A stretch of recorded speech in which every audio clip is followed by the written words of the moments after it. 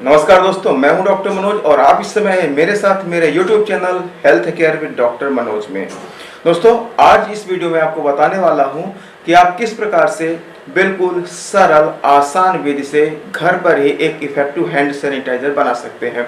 इस बारे में मुझे बहुत सारे कमेंट में मिले थे। मेरे बहुत सारे ऐसे दर्शक हैं जिन्होंने मुझसे विशेष रूप से डिमांड की थी कि सर, हैंड सैनिटाइजर बनाने की कोई घरेलू और आसान विधि बताइए जिसे हम लोग आसानी से अपना करके और घर पर ही एक प्रभावी हैंड सैनिटाइजर बना सकें। तो मेरे सभी दर्शकों के विशेष डिमांड पर मैं ये वीडियो लेके आया हूँ। इस वीडियो में आपको बताने वाला हूं कि आप घर पर ही किस प्रकार से कम पैसों में एक इफेक्टिव हैंड सैनिटाइजर बना सकते हैं। इस वीडियो को आप ध्यानपूर्वक पूरा वीडियो जरूर देखिए। आपको मैं बहुत ही आसान भाषा में बहुत ही सरल तरीके से समझाने वाला हूं, बताने वाला हूं कि आप किस प्रकार से अपने घर में ही एक प्रभावी हैंड सैनिटाइजर बना सकते हैं। तो बने रहिए इस वीडियो के साथ। आपका भी कोई कमेंट हो तो मुझे कमेंट करिए। कोशिश करूंगा वीडियो के अंत में उस कमेंट को शामिल करने के लिए। और हाँ, यदि आपने अभी तक चैनल सब्सक्राइब नहीं किया है तो प्लीज़ चैनल को सब्सक्राइब करके घंटे के बटन जरूर दबा दें, जिससे मेरे आगे आने वाले वीडियोस की नोटिफिकेशन आप तक पहुँचते रहे। और वीडियो अच्छा लगे तो प्लीज़ लाइक और शेयर जरूर करें। दोस्तों, आपको पता होगा कि कोई भी चीज़ बनाने के लिए हमें कुछ सामग्री की ज़रूरत पड़ती है। इसी प्रकार से हैंड सैनिटाइजर बनाने के लिए हमें कुछ रॉ मटेरियल की ज़रूरत पड़ती है, कुछ सामग्री की ज़रूरत पड़ती है। इन सभी सामग्री को आप बहुत ही आसानी से किसी भी केमिकल शॉप पर आप आसानी से प्राप्त कर सकते हैं। तो सबसे पहले चलिए यह जान लेते हैं कि वो कौन कौन से रॉ मटेरियल है जिनका प्रयोग हम हैंड सैनिटाइजर बनाने के लिए करते हैं। तो इसके लिए आपको 4 सामग्री की जरूरत पड़ती है, 4 रॉ मटेरियल की जरूरत पड़ती है। मैं आपको एक एक करके उस सामग्री का नाम, उसका अमाउंट, कितने % उसकी प्योरिटी होती, इन सब चीज़ों के बारे में बताने वाला हूँ। सबसे पहले हमें ज़रूरत पड़ेगी 98% आइसोप्रोपाइल अल्कोहल की। इसकी मात्रा हमें 3.7 लीटर लेना है, यानी लगभग 4 लीटर के आसपास लेना है।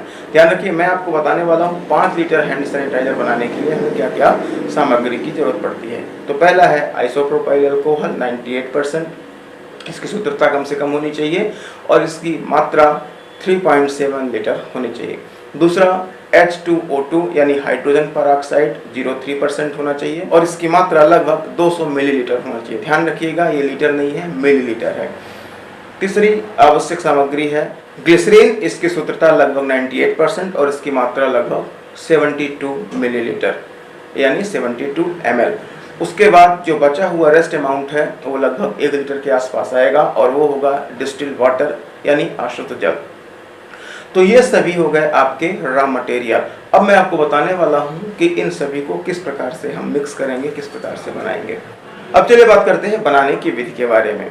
देखिए, आप सभी रॉ मटेरियल को, आवश्यक जो सामग्री मैंने आपको बताई है, इनको आप किसी केमिस्ट की दुकान से खरीद ले आइए और इन सबको बताई गई मात्रा के अनुसार किसी बड़े पात्र में मिक्स कर दीजिए, यानी मिला दीजिए और आपका हो गया एक घर का बना हैंड सैनिटाइजर।